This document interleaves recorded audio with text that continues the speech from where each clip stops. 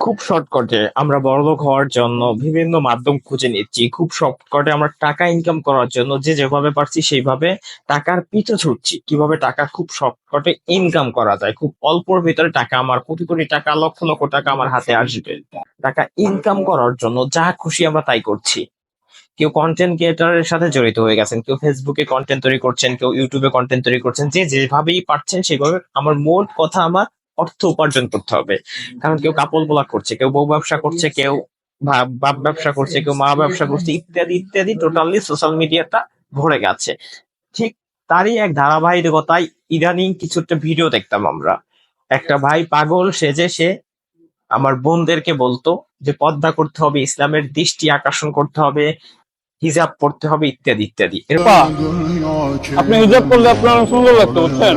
এরকম বলতে বলতে সে পাগল ভেসে মানুষদের, মেয়েদেরকে হয়রানিমূলক করতো। সেই ভাইটা আজকে কট খেয়ে গেছে। কিন্তু উপদেশ দিতে দিতে অবশেষে তাকে গ্রেফতার করা হয়েছে। নারী নির্যাতন মামলা তার মধ্যে হয়েছে। তার বিরুদ্ধে আইনানুগ ব্যবস্থা নেওয়া হবে।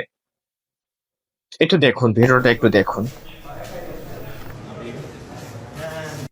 যারা শালীন পোশাক পরে আছে তাদেরকেও সে বলছে যে তুমি হিজাব পরো, তুমি বোরকা পরো।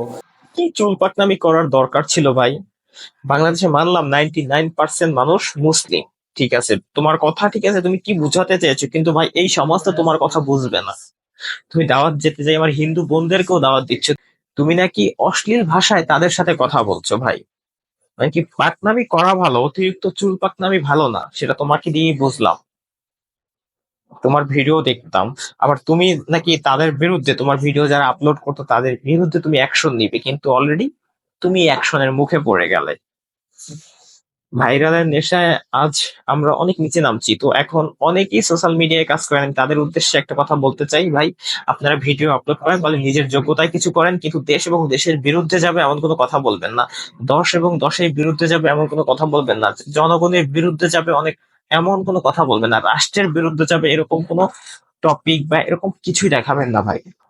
এরকম কোনো কাজ করবেন না, তাহলে কিন্তু আপনারও ভিতরে একদম ভৈরা দিবে। বিষয়টা বুঝতে পারছেন? দেখ, আজকে ভিডিওটা এই পর্যন্ত। ভিডিওটা ভালো লাগলে অবশ্যই পেজ একটা ফলো দিয়ে লাইক কমেন্ট শেয়ার করে ছোট ভাইটার পাশে থাকবেন। সবাই ভালো থাকবেন, সুস্থ থাকবেন। আসসালামু আলাইকুম, আল্লাহ হাফেজ।